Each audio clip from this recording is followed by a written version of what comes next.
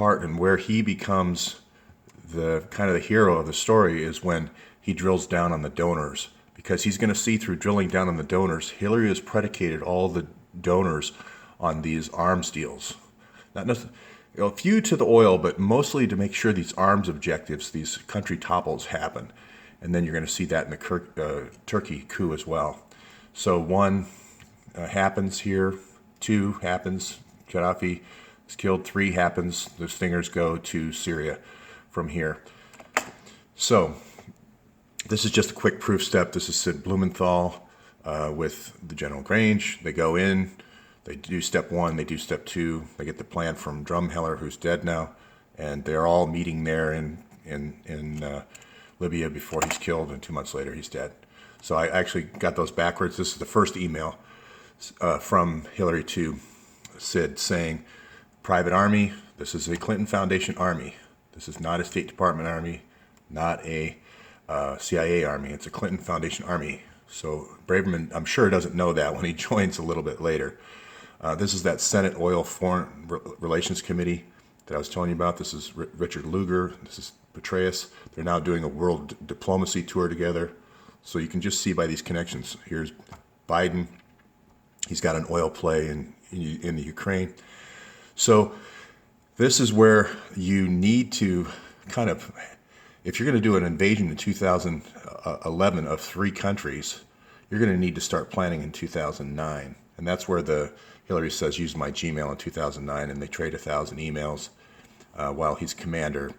And we know all the operations from previous videos, so I won't go into those. And here's Mike Morell. Now, he's a 30-year CIA guy. So he was the guy who was giving President Bush the daily press briefings when he got the news that the 9/11 towers were hit.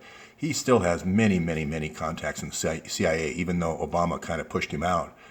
And the point I wanted to make is this rat line of information is still in existence today. He's at Beacon with Philippe, who's Hillary's kind of personal, body man.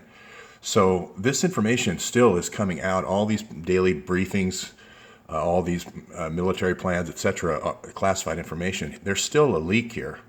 So she could still do this private army step today. If Trump is president or Obama's president, it doesn't matter. So I think that's one of the things I wanted to say today. I wanted to bring in how Hillary kind of uses the arms deal and the structure of the arms deal to actually structure her donors. So she looks at the arms deal and says, okay, we're going to need NATO. We're going to need the support of NATO for the air campaign because he has an air force. Gaddafi has an air force.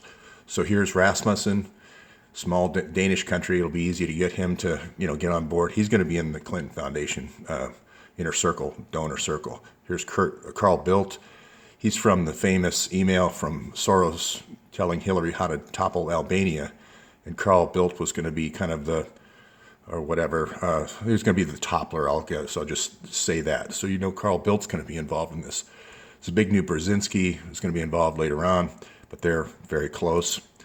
And so in step one here, you're going to need an army, like General Grange in the previous chapter, page.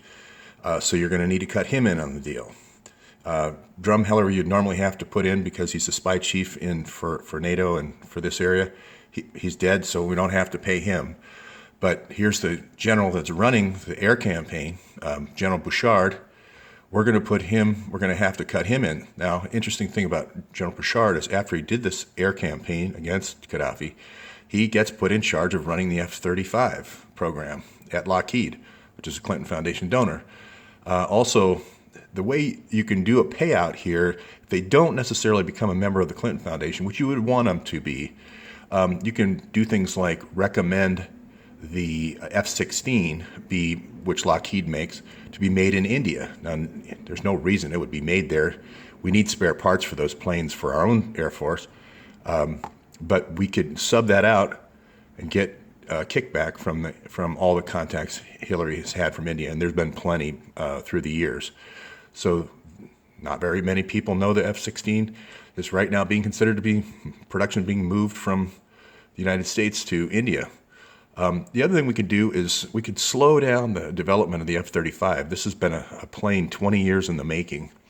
We can get all the NATO folks to agree on the F-35, that it's going to have all these, by bringing the three or the 4 or 5 different plans together, we're going to have a unity of technology and so forth.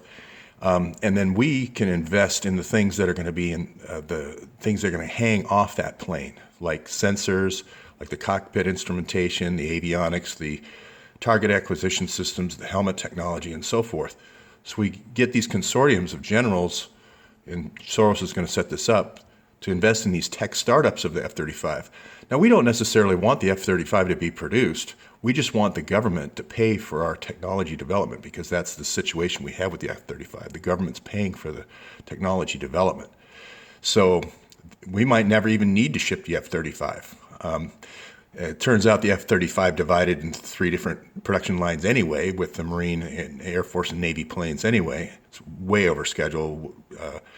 I don't know, $400 billion just in the testing phase. It's $160 billion over budget. But that's just kind of almost a bilking operation. So you're going to need to set up your key players. And the genius of Hillary, though, in this is she's using the arms plan and the invasion plan to set up her investors, which I think is rather interesting.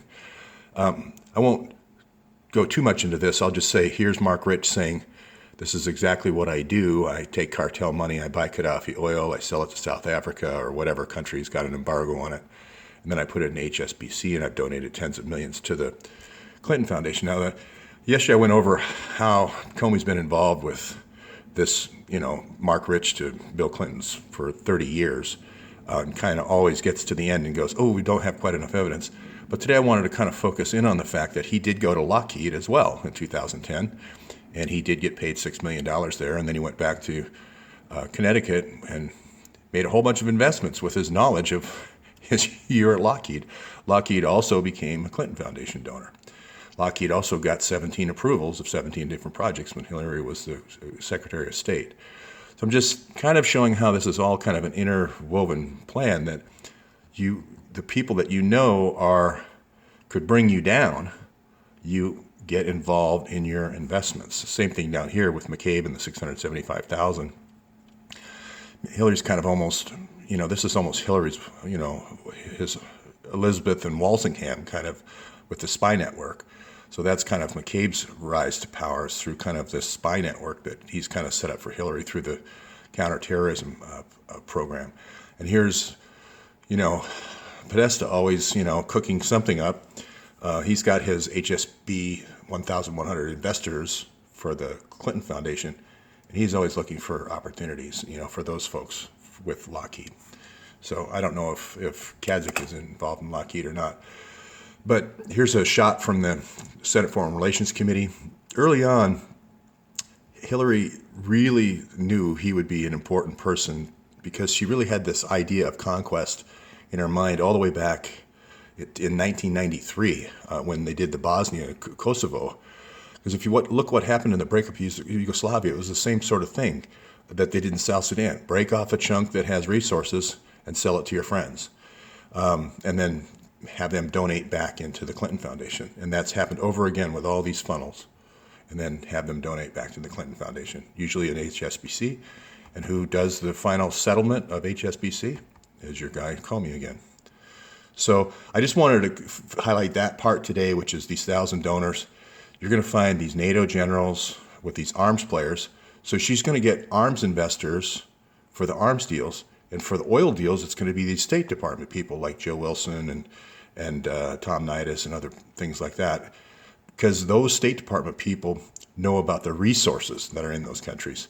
So she's smart. She keeps them separate and lets the deal kind of direct who is involved in the investment place, which I think is very interesting.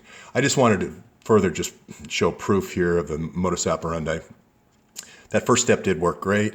Hillary did indeed, almost days after they took over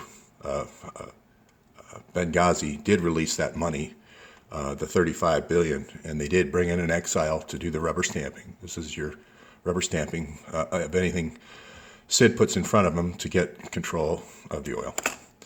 And here we go again. Step 1 fulfilled. Step 2, this is laundering the assets. You have to figure out how to get this $265 billion, which isn't It's in cash, but it's in the name of the Gaddafi heirs. So what you need to do is you need to have an agent who goes to the Gaddafi family and al-Baghdadi, I also found in the papers, and convinces them to do these oil plays with these NATO generals, or with these ex-State Department folks, or with the other players here, Chiguri, Rich, Justra. These are all going to be the names. And here's your network that you're going to find these people. And just last to say Braverman here, it's all funneled through Justra, so he doesn't see any of this. But I think with the audits he does, he starts drilling down and he starts reaching back to the arms deals. And that's how it unwinds. That's it for today.